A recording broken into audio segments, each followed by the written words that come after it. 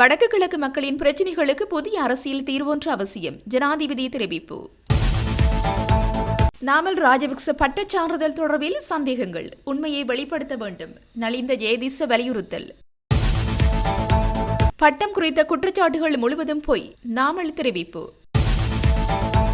ஞானசார தேரரின் இன துவேச செயற்பாடுகளுக்கு அரசாங்கம் இடமளிக்கக்கூடாது, சாணக்கியன் தெரிவிப்பு. நாட்டில் ஊரடங்கு விதித்தாலும் 21 பேரணி நடக்கும், அடித்து கூறும் உதய கம்மன்பில. புத்தர் சிலை நிறுவியதற்கு தொல் திருமாவளவன் கண்டனம், கூட்டாட்சிக்கு வலியுறுத்தல். போதைப்பொருள் வர்த்தகத்துடன் தொடர்புடைய ஊடக நிறுவனங்களை விசாரிக்குமாறு சஜித் கோரிக்கை. திருகோணமலையில் திடீரென வைக்கப்பட்ட புத்தர் சிலை, உண்மையான காரணம் வெளியானது. பங்களாதேஷ் ராணுவத்தின் கடிதங்களை பயன்படுத்திய விடுதலை புலிகளின் நுட்பமான செயல்.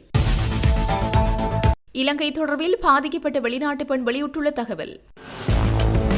வடக்கு கிழக்கு மக்களின் பிரச்சினைகளுக்கு புதிய அரசியல் தீர்வொன்று அவசியம் என ஜனாதிபதி அனுரகுமார திசாநாயக்க தெரிவித்துள்ளார். தமிழ் தேசிய கூட்டமைப்பு விடுத்த கோரிக்கைக்கு அமைவாக ஜனாதிபதி அனுரகுமார திசாநாயக்கவிற்கும் அந்த கட்சி பிரதிநிதிகளுக்கும் இடையிலான சந்திப்பு இன்று ஜனாதிபதி அலுவலகத்தில் நடைபெற்றது. மாகாண சபை தேர்தல் மற்றும் புதிய அரசியலமைப்பொன்றின் அவசியம் குறித்து இதன்போது ஆராயப்பட்டதோடு வடக்கு மற்றும் கிழக்கு மக்கள் எதிர்கொள்ளும் பிரச்சினைகளை தீர்ப்பதற்கு தொடர்ந்தும் பழைய அரசியல் தீர்வு பொருத்தமற்றது என்பதால் அதற்காக புதிய அரசியல் தீர்வினை நோக்கிச் செல்ல வேண்டும் என அரசாங்கம் எதிர்பார்ப்பதாக ஜனாதிபதி இங்கு குறிப்பிட்டார். அதற்காக அனைவரின் ஒத்துழைப்பையும் எதிர்பார்ப்பதாகவும் ஜனாதிபதி தெரிவித்தார்.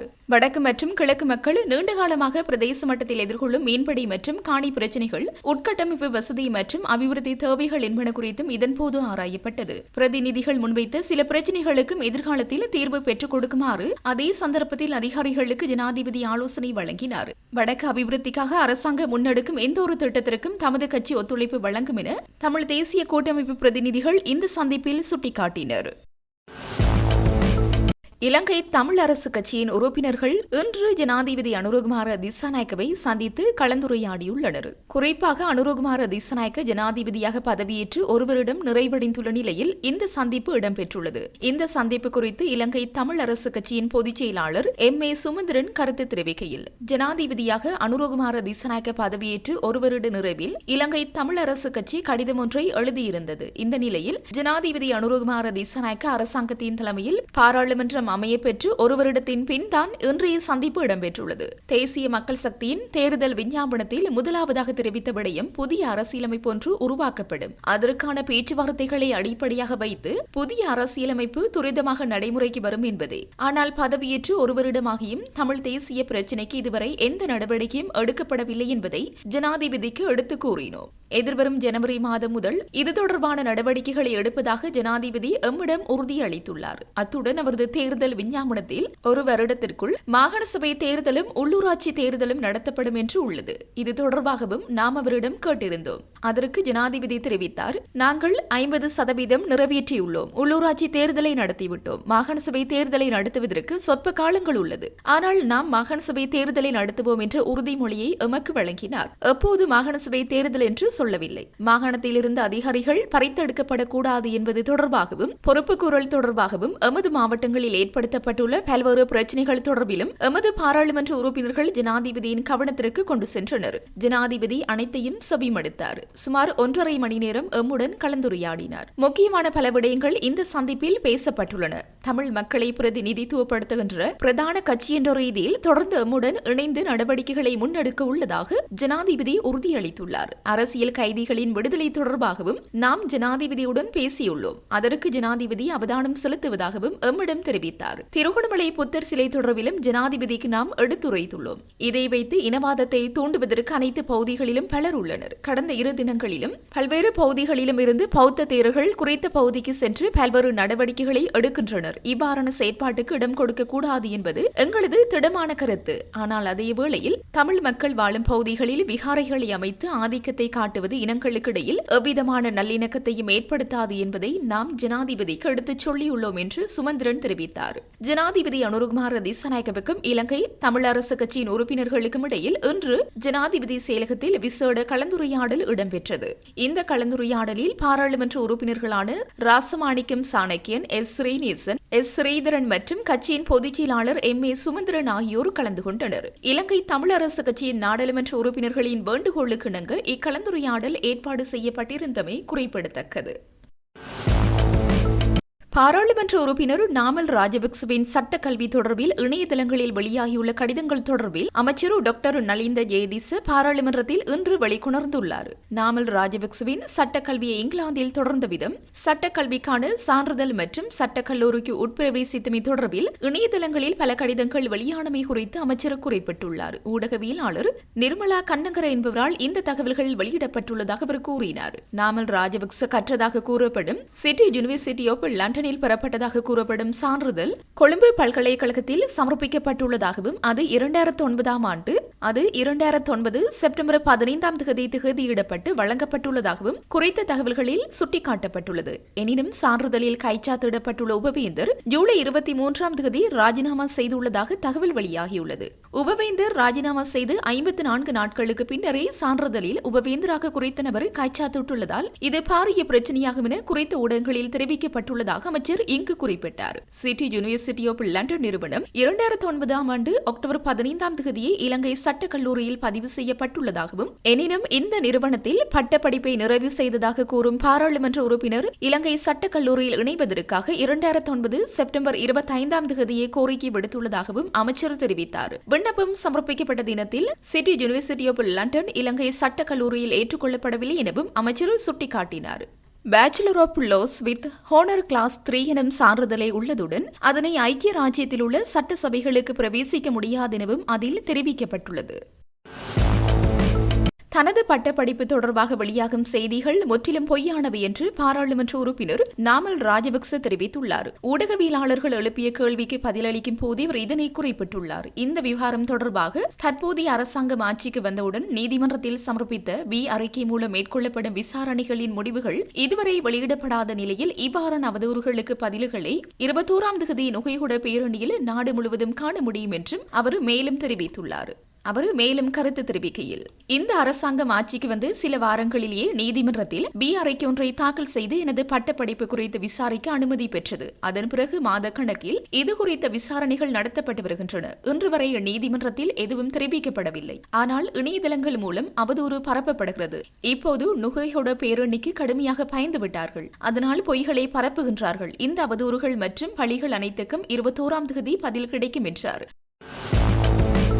கலகுடத்த ஞானசார தேரர் நேற்று திருகோணமலைக்கு வருகை தந்துள்ள நிலையில் அங்குள்ள பௌத்த சின்னங்களை நிறுவுவதற்கு தடையாக இருக்கும் பாராளுமன்ற உறுப்பினர் ராசமாணிக்கம் சாணக்கியனுக்கு எச்சரிக்கை விடுத்திருந்தார். திருகோணமலையில் தமிழ் மக்களுக்கே சொந்தமானது என்று கூறிக்கொண்டு அங்கு பௌத்த சின்னங்களை வைப்பதற்கு தடையாக இருக்கும் பாராளுமன்ற உறுப்பினர் ராசமாணிக்கம் சாணக்கியனுக்கு எச்சரிக்கை விடுத்திருந்தார். இவரை போல பலரை சந்தித்துள்ளதாகவும் எவ்வித காரணத்திற்காகவும் எமது செயற்பாடுகளை நிறுத்த முடியாது எனவும் ஞானசார தேரர் கூறினார். இதற்கு பதிலளிக்கும் வகையில் கருத்து தெரிவித்த தமிழரசு கட்சியின் பாராளுமன்ற உறுப்பினர் சாணக்கியன், எமது தமிழர் தாயகத்தினை ஒருபோதும் விட்டுக் கொடுக்க முடியாது எனவும் பூர்வீகமாக தமிழர்கள் வாழ்ந்து வரும் இடத்தில் அடாவடித்தனங்களில் ஈடுபடுவதை வன்மையாக கண்டிப்பதோடு இச்செயற்பாடுகளை பார்த்துக் கொண்டு இனியும் இருக்க மாட்டோம் எனவும் கூறினார். அத்துடன் தேசிய மக்கள் சக்தி அரசாங்கம் இவ்வாறான இனத்துவேச செயற்பாடுகளுக்கு இடமளிக்க கூடாது என தனது கண்டன அறிக்கையில் குறிப்பிட்டுள்ளார். நாட்டில் பலத்த மழை, பலத்த காற்று மற்றும் அரசாங்கம் ஊரடங்கு உத்தரவு விதித்தாலும் 21 மாலை நுகைகுடையில் கூட்டம் நடைபெறும் என்று பிவித்ரஹெல உரிமையவின் தலைவர் உதய கம்மன்பில தெரிவித்துள்ளார். இன்று நடைபெற்ற ஊடக சந்திப்பில் கலந்து கொண்டு கருத்து தெரிவிக்கும் போது இவர் இந்த விடயத்தை குறிப்பிட்டார். அவர் மேலும் தெரிவிக்கையில், திருகோணமலையில் புத்தர் சிலையுடன் நடந்த சம்பவம் 21 பேரணியை வெற்றிகரமாக்குவதற்காக நாங்கள் செய்த சூழ்ச்சி என்று ஜனாதிபதி உட்பட அரசாங்கத்தில் உள்ள பல சக்தி வாய்ந்த நபர்கள் கூறுகிறார்கள். பிக்குகளுடன் கலந்துரையாடலுக்கு சென்று அவர்களை துன்புறுத்துமாறு SSP-யிடம் நாங்கள் சொன்னோமா? வேலியை வெட்டி பிக்குகளை தாக்கி புத்தர் சிலையை கடத்துமாறு காவல்துறையினருக்கு அறிவுறுத்தினோமா? தெஹிவலை மாநகர சபையில் உள்ள புத்தர் சிலையை அகற்றுமாறு நாங்கள் அறிவுறுத்தினோமா? பிரதேச சபைகளில் தவம் செய்வதை நாங்கள் தடை செய்தோமா? கன்னியாஸ்திரியை சபித்த அகஸ்தியன் எங்கள் கட்சியைச் சேர்ந்தவரா? சிலை வழிபாடு பழங்குடி மரம் என்று கூறிய பிமல் ரத்நாயக்க எங்கள் கட்சியைச் சேர்ந்தவரா? போமரம் ஒரு பயனற்ற மரம் என்று கூறிய நளின் கேவிகே எங்கள் கட்சியைச் சேர்ந்தவரா? தேவதத்தனின் ஆலோசனையின் பேரில் செயற்பட்ட மன்னர் அஜசத்த கூட புத்தரை கைது செய்ய முயற்சிக்கவில்லை. பலத்த மழை பெய்தாலும் பலத்த காற்று வீசினாலும் அரசாங்கம் ஊரடங்கு உத்தரவு விதித்தாலும் அரசாங்கம் இந்த பேரணியை தடை செய்தாலும் இந்த கூட்டம் 21ஆம் தேதி மாலை நுகைகுடையில் நடைபெறும் என்பதை மக்களுக்கு தெரிவித்துக் கொள்கிறோம். இன்று தேசிய மக்கள் சக்தி தேசிய போதைப்பொருள் சக்தியாக மாறிவிட்டது. எனவே போதைப்பொருள் கடத்தல்காரர்களை வெளியேறச் சொல்ல அரசாங்கம் விரும்பினால் பொதுமக்களுக்காக அந்த பேரணிகளை நடத்துவதற்கு பதிலாக அது செய்ய வேண்டியது தேசிய மக்கள் சக்தியின் பொது மாநாட்டை நடத்தி அதன் கட்சி உறுப்பினர்கள் வெளியேறிவிட்டதாக பொதுமக்களுக்கு தெரிவிப்பதாகும் என தெரிவித்தார்.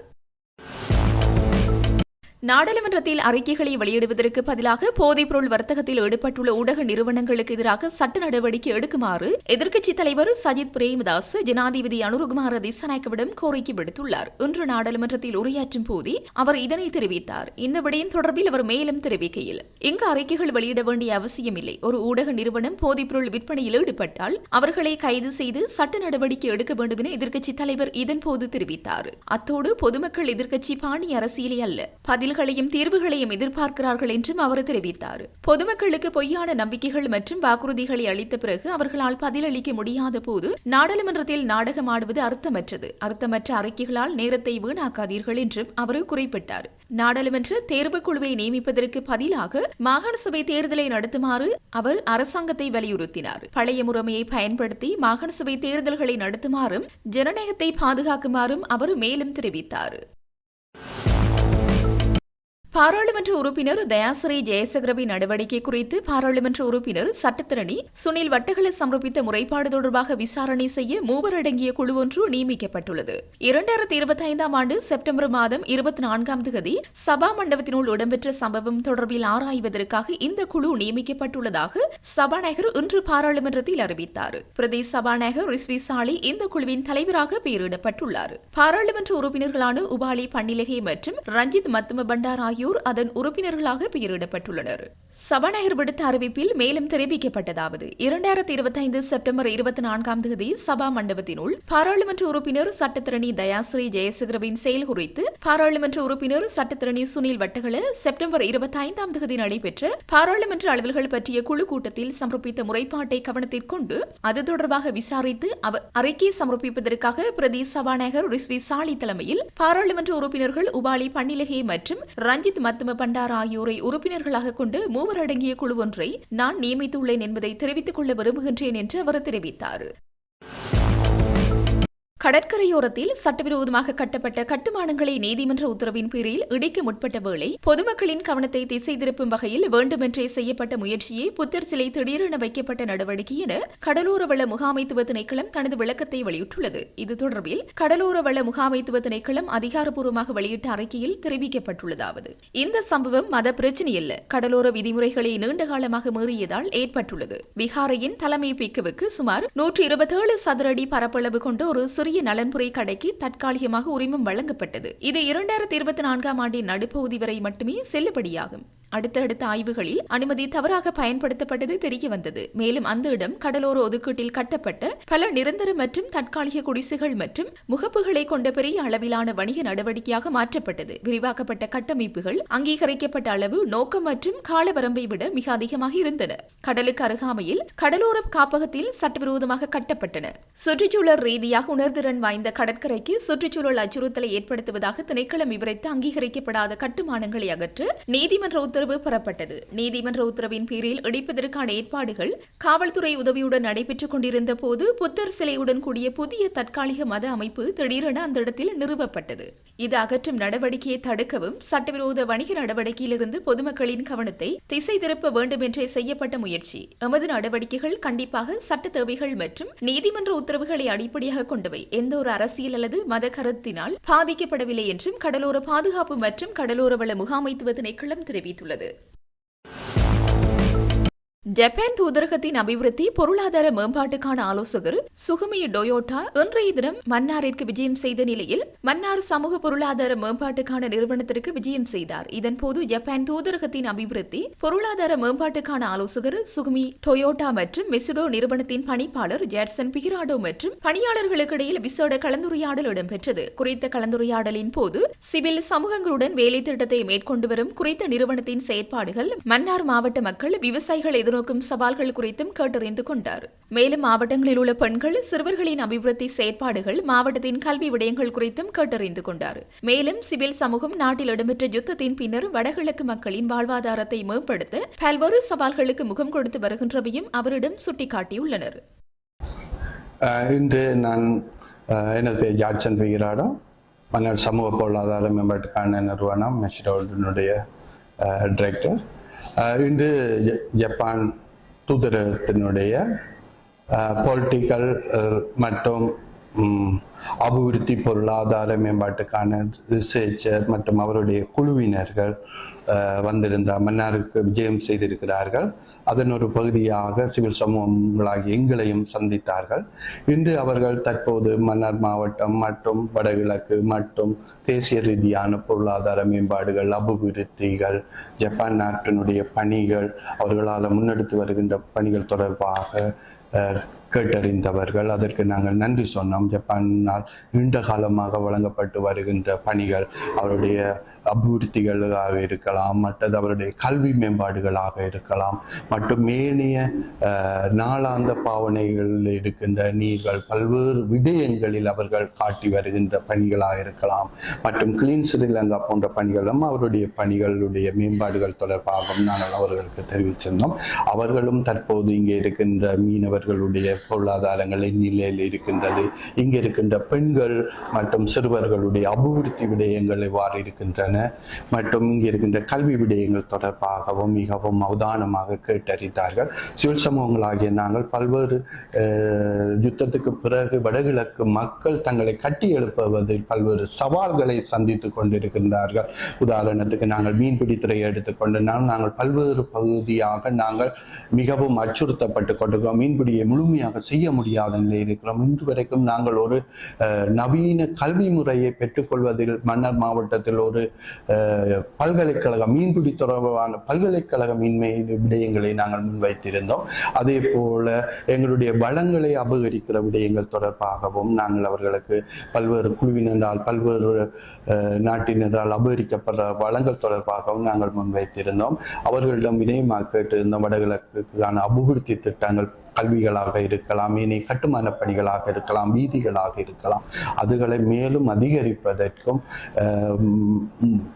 முதற்கட்டமாக மீன்பிடியில் இருக்கின்ற இளையோருக்கான நவீன தொழில்நுட்பங்களை பெற்றுக் கொடுப்பதில் ஜப்பான் அரசு அதிக அக்கறை காட்ட வேணும். அதே போல எங்களுடைய தமிழ் மக்களின் அரசியல் தீர்வுக்கான பணியில் முடியுமான அளவு அவர்களுடைய ஒத்துழைப்பை வழங்க வேணும். தமிழ் மக்களுடைய நிரந்தர அரசியல் தீர்வுக்கான விடயத்தில் இலங்கை அரசுடன் கலந்துரையாட வேண்டும் என்றதையும் நாங்கள் இந்த நேரத்தில் எங்களுடைய சந்திப்பில் முன்வைச்சிருந்தோம். மிகவும் ஆர்வமாக கேட்டறிந்தவர். அவர்கள் நாட்டின் பல பகுதிகளுக்கும் சென்று வருகின்றார்கள். பலரையும் அவதானித்து கலந்துரையாடி கொண்டு வருவதாகவும் எங்களுக்கு தெரிவித்தார்கள். ஆகவே இந்த நேரத்தில் அவர்களுடைய வருகைக்கு நன்றி சொல்லுவோம். நன்றி. தமிழீழ விடுதலை புலிகள் பங்களாதேஷ் ராணுவத்தின் உத்தியபூர்வ கடிதங்களை பயன்படுத்தி வடக்குக்கு பொருட்கள் கொண்டு வந்ததாக முன்னாள் அமைச்சர் பாட்டலி சம்பிக்க ரணவக்க தெரிவித்துள்ளார். இணையதளம் ஒன்றுக்கு வழங்கிய சபையிலேயே அவர் இதனை குறிப்பிட்டுள்ளார். தமிழீழ விடுதலை புலிகள் மிக நுட்பமாக செயற்பட்டவர்கள் ஆவர். முன்னாள் ஜனாதிபதி சந்திரிகா குமாரதுங்க காலத்தில் ஏற்படுத்தப்பட்ட சமாதான பேச்சுவார்த்தைகளில் வடக்கு பகுதிக்கு யூரியா உரம் கொண்டு செல்வது தடை செய்யப்பட்டது. ஏனென்றால் யூரியா எரிபொருளில் கலந்தவுடன் பாரிய வெடிப்பையும் தீயையும் ஏற்படுத்தக்கூடியதாகும். இந்தியாவில் கடந்த 10ஆம் தேதி டெல்லி செங்கோட்டையில் நடந்த தற்கொலை குண்டு தாக்குதலின் கைதானவர்களிடமிருந்து யூரியா கைப்பற்றப்பட்டது. இவை குண்டு வெடிப்புகளுக்கு பயன்படுத்தப்படலாம் என்பதால் முன்னாள் ஜனாதிபதி சந்திரிகா தடை செய்திருந்தார். ஆனால் நுட்பமாக செயற்படும் தமிழீழ விடுதலை புலிகள் பங்களாதேஷ் ராணுவத்தின் உத்தியபூர்வ கடிதத்தை பயன்படுத்தி பங்களாதேஷ் ராணுவம் கொள்வனவு செய்வது போல் 20 டன் RDX வடக்குக்கு கொண்டு வந்தனர். அதற்கு முன்னின்று செயற்பட்டவர் குமரன் பத்மநாதன் அவர்கள். அவ்வளவு பெருமளவான RDX வெடிக்கும் நச்சுப் பொருட்கள் கொண்டு வந்த பின்னர் எதற்கு யூரியா? அதில் விவசாயிகளே பாதிக்கப்பட்டனர் என குறிப்பிட்டுள்ளார். முன்னாள் ஜனாதிபதி ரணில் விக்ரமசிங்கவுக்கு எதிராக குற்றப்புலனாய்வு திணைக்களம் நடத்தும் விசாரணை இறுதிக்கட்டத்தில் இருப்பதாக சட்டமா அதிபர் கோட்டை நீதிவான் நெத்திகுமாரவுக்கு அறியப்படுத்தியுள்ளார். மேலும் மேல் நீதிமன்றத்தில் வழக்கு தாக்கல் செய்யப்படும் என்றும் சட்டமா அதிபர் குறிப்பிட்டுள்ளார். சட்டமா அதிபர் சார்பாக நீதிமன்றத்தில் முன்னிலையான மேலதிக மன்றாடியார் நாயகம் திலீப பீரிஸ் முன்னாள் ஜனாதிபதிக்கு எதிராக நடத்தப்படும் விசாரணை இறுதிக்கட்டத்தில் இருப்பதாகவும் மேல் நீதிமன்றத்தில் வழக்கு தாக்கல் செய்ய நடவடிக்கை எடுக்கப்படும் என்றும் கூறினார். ஜனாதிபதியாக இருந்த காலத்தில் தனது மனைவி மைத்ரி விக்ரமசிங்கவின் பட்டமளிப்பு விழாவிற்காக லண்டன் சென்ற அரசாங்கத்திற்கு 1 கோடி ரூபாய்க்கு மேல் இழப்பு ஏற்படுத்தியதாக கூறப்படும் சம்பவம் தொடர்பாக குற்றப்புலனாய்வு திணைக்களம் இந்த வழக்கை விசாரித்து வருகிறது. இந்த வழக்கின் விசாரணைக்கு அவசியமான நபர் என்று கூறப்படும் முன்னாள் ஜனாதிபதியின் செயலாளர் சமன் ஏகநாயக்க மீதான பயண தடையை தளர்த்த வேண்டும் என்று சட்டத்திறனிகள் கோரியிருந்தனர். இந்த கோரிக்கை இன்று நீதிமன்றத்தில் சமர்ப்பிக்கப்பட்டதுடன் செயலாளரின் சார்பாக பயண தடையை தளர்த்துவதற்கான கோரிக்கை மீளப்பெறுவதாக ஜனாதிபதி சட்டத்திரணி கலிங்கி இந்திரதிச நீதிமன்றத்திற்கு தெரிவித்தார். அதன்படி பயண தடையை தளர்த்துவதற்கான கோரிக்கையை நீதிவான் நிராகரித்தார். சம்பவம் தொடர்பாக மேலும் தகவல்களை வழங்கிய ஜனாதிபதி சட்டத்திரணி தனது மகளின் பிரசவத்தில் கலந்து கொள்வதற்காக வெளிநாட்டு பயண தடையை தளர்த்துமாறு செயலாளர் கோரியதாக தெரிவித்தார். வடக்கு மாகாணத்தில் ராணுவ கட்டுப்பாட்டில் உள்ள தேசிய பாதுகாப்புடன் தொடர்புடைய காணிகளை ஒருபோதும் விடுவிக்க கூடாது என ஐக்கிய மக்கள் சக்தி நாடாளுமன்ற உறுப்பினர் நளின் பண்டார வலியுறுத்தியுள்ளார். நாடாளுமன்றத்தில் நேற்று பாதுகாப்பு அமைச்சின் நிதி ஒதுக்கீடு தொடர்பான குழு நிலை விவாதத்தில் உரையாற்றிய போது இவர் இதனை குறிப்பிட்டுள்ளார். அவர் மேலும் உரையாற்றுகையில் தேர்தல் காலத்தில் வழங்கப்பட்ட வாக்குறுதிகளால் தேசிய பாதுகாப்பு புறக்கணிக்கப்பட்டுள்ளது.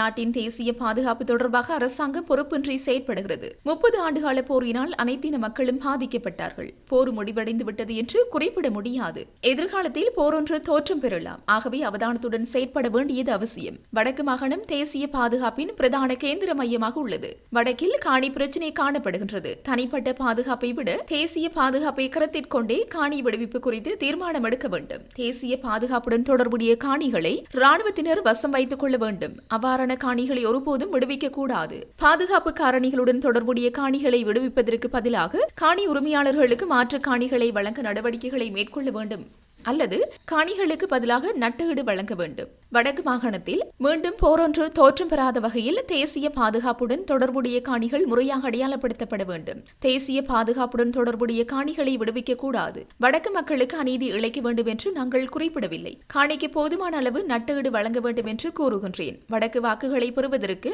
வழங்கிய வாக்குறுதிகளுக்கு மாத்திரம் முன்னுரிமை வழங்காமல் தேசிய பாதுகாப்புக்கு முன்னுரிமையை வழங்கி செயற்பட வேண்டும். அரசியலுக்கு அப்பாற்பட்ட வகையில் தேசிய பாதுகாப்பு குறித்து தீர்மானங்களை எடுக்க வேண்டும். அதுதான் நாட்டுக்கு தேவை என்றார்.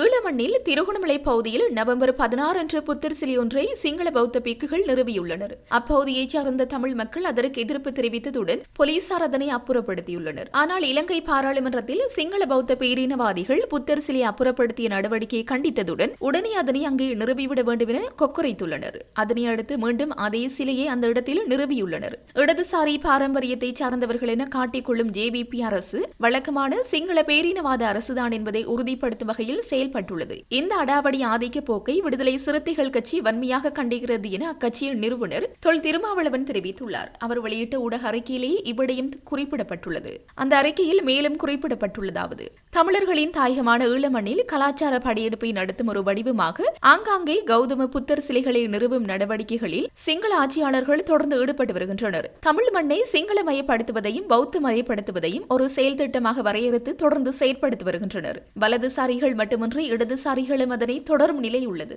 இதன் மூலம் ஜனாதிபதி அனுரகுமார திசாநாயக்கவும் கடந்த கால ஜனாதிபதிகளைப் போலவே இலங்கை தீவை சிங்கள பௌத்தர்களுக்கு மட்டுமே உரியதாக நம்புகிறார் என அறிய முடிகிறது. இதற்கு அவர்களின் அரசியலமைப்பு சட்டம் தான் வழிவகுக்கிறது. சிங்கள பௌத்த பெரும்பான்மைவாதத்தை அடிப்படையாக கொண்ட ஒற்றையாட்சி நிர்வாகத்தை கொண்டதாகவும் தமிழ் இனத்தை ஒடுக்குவதற்குமான பேரினவாத கூறுகளை கொண்டதாகவும் அரசமைப்பு சட்டம் இருப்பதே இதற்கு காரணமாகும். ஜனாதிபதி அனுர தலைமையிலான தேசிய மக்கள் சக்தி கூட்டணியின் அரசு விரைவில் புதியதொரு அரசமைப்பு சட்டத்தை ஜாத்திட திட்டமிட்டுள்ளதாக தெரிய வருகிறது. இந்நிலையில் தமிழ் மக்களின் நலன் கருதி இலங்கை தேசத்திற்கான ஆட்சி நிர்வாகத்தில் கூட்டாட்சி நிர்வாக முறைமையை அரசமைப்பு சட்டத்தில் இடம்பெற செய்ய உரிய நடவடிக்கைகளை மேற்கொள்ள வேண்டும் என இந்திய ஒன்றிய அரசுக்கு விடுதலை சிறுத்தைகள் கட்சி வேண்டுகோள் விடுக்கிறது. ஏற்கனவே தமிழர்களின் தரப்பாக நின்று இந்திய ஒன்றிய அரசு இந்திய இலங்கை ஒப்பந்தத்தை ஏற்படுத்திய வரலாறு உள்ளது. இன்னும் இந்த ஒப்பந்தத்தை நடைமுறைப்படுத்த வேண்டும் என சிங்கள ஆட்சியாளர்களை வலியுறுத்த வேண்டிய தார்மீக பொறுப்பு இந்திய ஆட்சியாளர்களுக்கு உண்டு என்பதை சுட்டிக்காட்ட விரும்புகிறோம். அந்த வகையில் புதிய அரசியல் ஜாப்பில் தமிழ் தேசிய இனத்துக்கான முழுமுற்றான தன்னாட்சி அதிகாரத்தை வழங்குவதற்கு வாய்ப்பை உருவாக்கிட வேண்டும் என இந்திய ஒன்றிய அரசுக்கு விடுதலை சிறுத்தைகள் கட்சியின் சார்பில் வேண்டுகோள் விடுக்கிறோம். தமிழ் மக்கள் பௌத்த மதத்திற்கு எதிரானவர்கள் அல்லர். தமிழ் மக்களின் ஒரு சாரார் கடந்த காலங்களில் பௌத்த மதத்தை சார்ந்தும் வாழ்ந்தார்கள். தமிழில் உள்ள மணிமேகலை, குண்டலகேசி போன்ற காப்பியங்கள் இதற்கான சான்றுகளாகும். ஆனால் கௌதம புத்தரின் போதனைகளுக்கு எதிராக பௌத்த தர்மத்திற்கு முற்றிலும் விரோதமாக கௌதம புத்தரையை இழிவுபடுத்துவது போன்று தமிழர்களை ஆக்கிரமிக்கும் ஒரு கருவியாக பௌத்தத்தை பயன்படுத்துவதை தமிழ் மக்கள் கடுமையாக எதிர்க்கின்றார்கள். அண்மையில் நான் யாழ்ப்பாணத்திற்கு சென்றிருந்த போது ஈழத்தின் கள நிலைமையை என்னால் உணர முடிந்தது. யுத்தத்தின் போது நேரடியாக இனவழிப்பு செய்யப்பட்ட தமிழ் மக்கள் இப்போதும் பௌத்த சிங்கள பேரினவாதத்தால் திட்டமிடப்பட்ட வகையில் கட்டமைக்கப்பட்ட இனவழிப்புக்கு ஆளாகி வருகிறார்கள். இலங்கையின் ஒற்றையாட்சி முறைமையின் கீழ் தமிழ் மக்கள் ஒருபோதும் நிம்மதியாக வாழ முடியாது. எனவே புதிய அரசியலமைப்பில் தமிழர்களுக்கான இறையாண்மையுடன் கூடிய சமஷ்டியை உறுதி செய்வதே இத்தகைய ஆக்கிரமிப்புகளிலிருந்தும் ஆதிக்கத்திலிருந்தும் அவர்களை விடுதலை செய்யும் என்பதை தெரிவித்துக் கொள்கிறேன் என குறிப்பிடப்பட்டுள்ளது. இலங்கையில் நபரினால் பாலியல் ரீதியாக துன்புறுத்தப்பட்ட நியூசிலாந்து பெண் இலங்கை தொடர்பான பதிவொன்றை வெளியிட்டுள்ளார். நியூசிலாந்தின் கிரைஸ்ட்சர்ச்சைச் சேர்ந்த மோலி என்ற பெண்ணை இவ்வாறு பாதிக்கப்பட்டிருந்தார். இன்ஸ்டாகிராம் பக்கத்தில் தனது அனுபவங்களை மோலி பகிர்ந்துள்ளார். இலங்கையில் ஒரு மாதம் பயணம் செய்த போது பாதுகாப்பாக உணர்ந்ததாகவும் இந்த அசம்பாவிதம் மட்டும் தன்னை பாதித்ததாகவும் குறிப்பிட்டுள்ளார். ஒரு நபரின் தவறான செயற்பாட்டை வைத்து இலங்கை தொடர்பான தப்பான அபிப்பிராயத்தை ஏற்படுத்த வேண்டாம் என வெளிநாட்டு சுற்றுலா பயணிகளிடம் அவர் கோரிக்கை விடுத்துள்ளார். பெண்கள் பயமின்றி தங்கள் இருப்பை நியாயப்படுத்த வேண்டிய அவசியமின்றி எங்கும் பயணிக்க முடியும் என அவர் நம்பிக்கை தெரிவித்தார். தனது ஆதரவாளர்கள் மற்றும் இலங்கை சுற்றுலா போலீசாரின் உடனடி நடவடிக்கைக்கு அவர் நன்றி தெரிவித்துள்ளார். இந்த உலகம் நல்ல மனிதர்களால் நிறைந்துள்ளது என்பதை அனைவரும் நினைவில் வைத்துக் கொள்ளுங்கள் என்றும் அவர் தனது பதிவில் குறிப்பிட்டுள்ளார். அதேவேளை தனது முச்சக்கர வண்டியை பின்தொடர்ந்து வந்த ஆபாசமாக செயற்பட்ட நபரால் தான் மனதளவில் பாதிக்கப்பட்டதாக தெரிவித்துள்ளார். மன்னார் மாவட்டத்தில் 2025-2026 ஆண்டிற்கான காலபோக விவசாயம் செய்கை மேற்கொள்ளப்பட்டு வருகின்ற நிலையில் இவரிட காலபோக கூட்டத்தில் எடுக்கப்பட்ட தீர்மானத்திற்கு அமைவாக அடாத்தாக விவசாயம் செய்யப்படுகின்ற காணிகள் அனைத்தும் அளிக்கப்படும் என விவசாய குழு கூட்டத்தில் தீர்மானம் நிறைவேற்றப்பட்டுள்ளது. அதன் அடிப்படையில் இன்றைய தினம் கட்டுக்கரை குளத்தின் நீரேந்து பிரதேசத்தில் அடாத்தாக விவசாயம் செய்யப்பட்ட பகுதிகள் அனைத்தும் அளிக்கும் நடவடிக்கை ஆரம்பிக்கப்பட்டது. இதன் முதற்கட்டமாக நானாட்டான் பிரதேச செயலாளர் பிரிவுக்குட்பட்ட முருகன்பிடி கிராமத்தில் 7 ஏக்கர் புலவு காணியில் அடாத்தாக மேற்கொள்ளப்படுகின்றதாக கூறப்படுகின்ற விவசாயம் அளிக்க நடவடிக்கை முன்னெடுக்கப்பட்டது. குறித்த இடத்திற்கு நானாட்டான் பிரதேச செயலாளர் தலைமையில் கமநல உதவி பணிப்பாளர், காவல்துறை, நீர்ப்பாசன பொறியியல் திணைக்கள அதிகாரிகள் வரவழைக்கப்பட்டு அளிப்பு நடவடிக்கைக்கு சென்றனர். இதன்போது குறித்த பகுதியில் அடாத்தாக விவசாயம் முன்னெடுத்து வருகின்றவர்களினால் எதிர்ப்பு தெரிவிக்கப்பட்டது. வேறு இடங்களில் அடாத்தாக முன்னெடுக்கப்படுகின்ற விவசாய செய்கையை அளிக்காது இங்கு வந்ததற்கான காரணம் என்ன என விவசாய செய்கையை முன்னெடுத்தவர்கள் வருகை தந்தவர்களிடம் கேள்வி எழுப்பியதோடு தமது எதிர்ப்பையும் தெரிவித்துள்ளனர். முருங்கன்பட்டி விளையாட்டுக் கழகத்தின் தேவைக்காக குறித்த விவசாயம் செய்யப்பட்டு வருவதாக தெரிவிக்கப்படுகின்றது. இதன்போது நானாட்டான் பிரதேச சபையின் தவிசாளர் உட்பட பலர் தமது எதிர்ப்பை தெரிவித்தனர். இந்த நிலையில் பலத்த எதிர்ப்புக்கு மத்தியில் சட்டவிரோதமாக முன்னெடுக்கப்பட்டு வருவதாக கூறப்படுகின்ற குறித்த விவசாய செய்கையை அளிக்க வந்த அதிகாரிகள் அவ்விடத்திலிருந்து வெளியேறினர். மன்னார் மாவட்டத்தில் பல பிரதேசங்களில் தனிநபர்களினால் பல ஏக்கர் காணிகளில் அடாத்தாக விவசாய செய்கை முன்னெடுக்கப்படுவதாகவும் இக்காணியானது முருங்கட்டி விளையாட்டுக் கழகத்தின் தேவைக்காக விவசாயம் செய்யப்பட்டு வருவதாகவும் பல வருடங்களாக விவசாய நடவடிக்கை மேற்கொள்ளப்பட்டு வருவதாகவும் எதிர்ப்பு தெரிவித்தவர்கள் இதன்போது கருத்து தெரிவித்தனர். விவசாய செய்கையினால் பலனடைவது விளையாட்டுக் கழகம் என்றும் விவசாய நடவடிக்கையின் மூலம் விவசாயத்திற்கு எந்தவிதமான பாதிப்பும் இல்லை எனவும் ஒரு சில தனிப்பட்ட நபர்களின் பிரச்சினைக்காக விவசாய நடவடிக்கையை அளிக்க நடவடிக்கைகள் மேற்கொள்ளப்படுவதாக விசனம் தெரிவித்துள்ளனர். குறித்த விடயம் தொடர்பாக மேலதிக விடயங்களை பெற்றுக்கொள்ள நானாட்டான் பிரதேச செயலாளரை தொடர்பு கொண்ட போது உரிய பதில் உரிய நேரத்தில் கிடைக்கவில்லை என விவசாயிகள் கூறியுள்ளனர். இந்த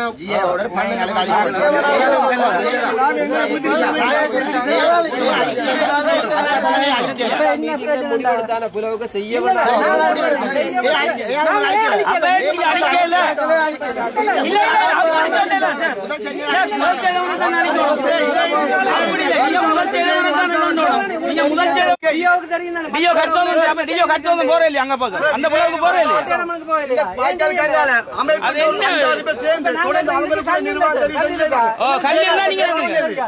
ஒரு 5 பேருக்குள்ள சேர்ந்தா நீங்க உள்ள காசா விட்டுருவீங்க. என்ன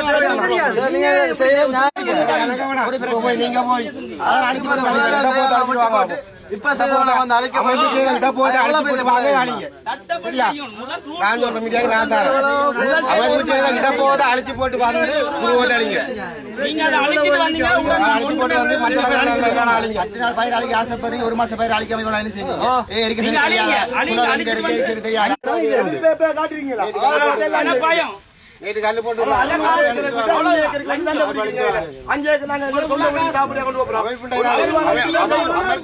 அமைப்புக்கு முன்னுக்கு ஆனா ஏபிசில அந்த கடிதம் இருக்கிறதுல நாடு ஏபிசில அடைக்கிற முதல் வந்த நேரம் 10 ஏக்கர் கிளப்புக்குன்னு சொல்லி கடிதம் கொடுத்து அங்க இருக்கு சரி அப்படியெல்லாம் இருந்த கூட அந்த நேரத்தில் அதனால் அந்த நேரத்தில் அதுக்குரிய உறுதியை எடுத்திருந்தா இந்த பிரச்சனை வந்திருக்காரு. இது பொது இது தனிப்பட்ட ஒருவனை விட்டு இருக்கிற 50 ஏக்கர் 100 ஏக்கர்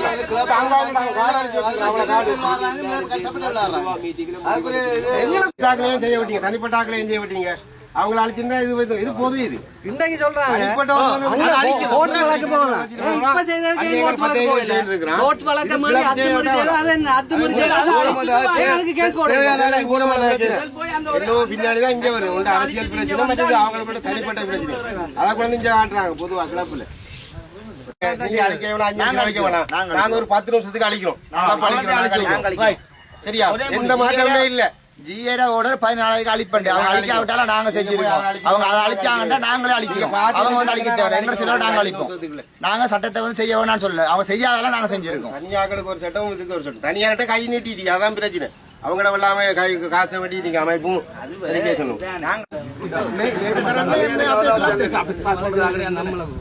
අනිත් එක අපි තනි පුද්ගලෙක් නෙමෙයි මේ මාත් මේක කරන්නේ. මේක කරන්නේ මේ ෆුට්බෝල් ක්ලබ් එකට. ඒ සල්ලි අපි මේ ගන්නේ ෆුට්බෝල් ක්ලබ් එකට. අපි අනිත් එක හැම අවුරුද්දෙම මේක කරනවා. අද මේ අවුරුද්දේ විතරයි එහෙම කරන්නේ මොකද? අනිත් එක පළවෙනිම ඇවිල්ලා මේක මේවා කරගන්න යන්නේ මොකද? විනාශ කරන්නේ. අර වෙන බැංක් වලට එහෙම යන්නේ නැහැ. අපි මේක තනි පුද්ගලයන්ගේ දේශ தேரர் போன்று காவியுடை அணிந்து குற்றச்செயல்களில் ஈடுபட்டு வந்த சந்தேக நபர் ஒருவர் பண்டாரவளை போலீசாரால் இன்று கைது செய்யப்பட்டுள்ளார். பண்டாரவளை போலீசாருக்கு கிடைத்த தகவலின் பேரில் மேற்கொள்ளப்பட்ட சுற்றி வளைப்பில் சந்தேக நபர் கைது செய்யப்பட்டுள்ளார். சந்தேக நபர் கனடாவில் வேலைவாய்ப்பு பெற்றுத் தருவதாக கூறி நபர்களிடமிருந்து பணத்தை பெற்று ஏமாற்றுதல் உள்ளிட்ட பல்வேறு குற்றச்செயல்களில் ஈடுபட்டுள்ளதாக போலீசார் தெரிவித்தனர். கைது செய்யப்பட்ட சந்தேக நபர் பண்டாரவளை நீதவான் நீதிமன்றத்தில் இன்று ஆஜர்படுத்தப்பட உள்ளதாக போலீசார் தெரிவித்தனர். இது தொடர்பான மேலதிக விசாரணைகளை பண்டாரவளை போலீசார் மேற்கொண்டு வருகின்றனர்.